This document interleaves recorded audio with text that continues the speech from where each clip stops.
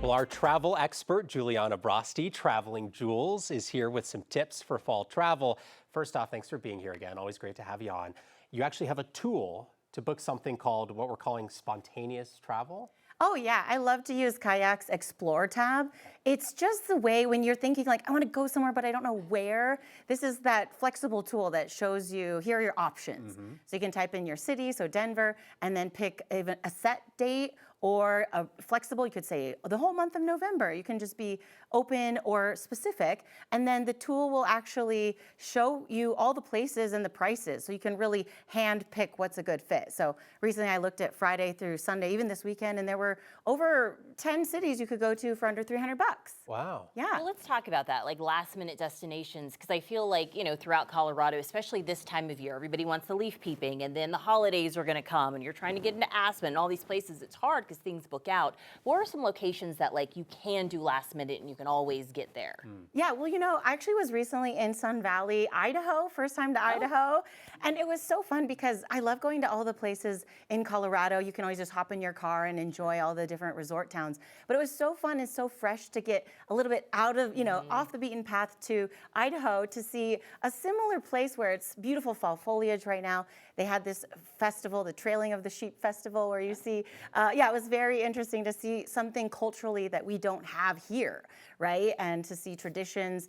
They had Folklife Festival, but to go year round, it's a direct flight on United, and so you every day. And most cities don't have that opportunity, so it's a really good sneaky place to feel like you're in the Wild West, but also have this really approachable place to see on a Thursday to a Monday or just a short trip. I feel like this could be really popular in the winter when we want a quick weekend warm up, but don't really know where we want to go to. This could be a cheap way to just kind of plug it all in and let the computer decide for you. Yeah, I think the computer really knows what's best sometimes, but actually we also just came up with a really new flight on Frontier.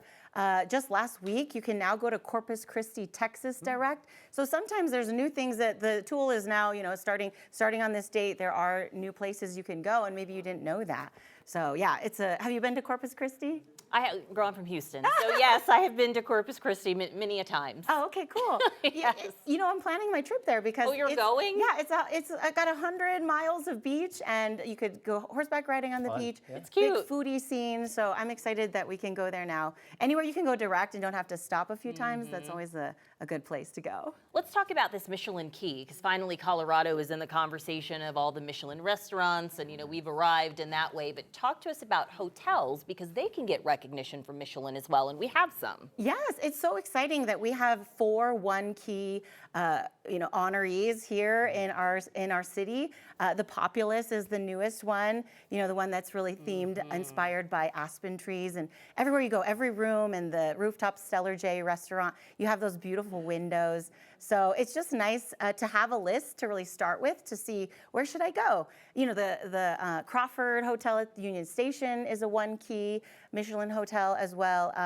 Clayton Hotel Members Club and Four Seasons. So those are the 4 here. They're also selected hotels. We have 10 in Denver and 1 in Boulder, St. Julian, and Golden has one, the Eddy Hotel. Oh, great. So yes, selected are also wonderful. Very cool. Good options. All right, so whether you're staying here or going across the country, I've always wanted to ask you this. When you're packing for just a long weekend, what are your tips for that? I am a chronic overpacker. Same, but I've gotten really sneaky at it. And what's funny is when you're traveling, when you go for just the weekend or a week, sometimes it ends up being the same stuff. But to think through really thoughtfully, 3 pairs of shoes max, right? You can wear your heaviest pair of shoes, wear something like sneakers so you can be athletic. You're like, no. Shaking your head already. Work. It's already a deal breaker. We can try. That for the weekend, make it your challenge, That's fair. Yeah, exactly. And pack in layers. We all know that a base layer, a mid layer, and then something to keep you super warm, like a puffy raincoat for this time of year. Really helps you kind of be flexible based on what the weather is like. You can adjust. But certainly I like merino wool is kind of a new fad fabric because it is a natural fiber and it doesn't, hold odor. And so you can wear it multiple times. So putting a smart wool or an icebreaker layer in your mid layer section or your base layer can really give you a little bit longer lifespan out of your packing. Awesome. Smart. Yep, fantastic advice as always. Traveling Jules, thanks so much for being here as always. Thanks for having me.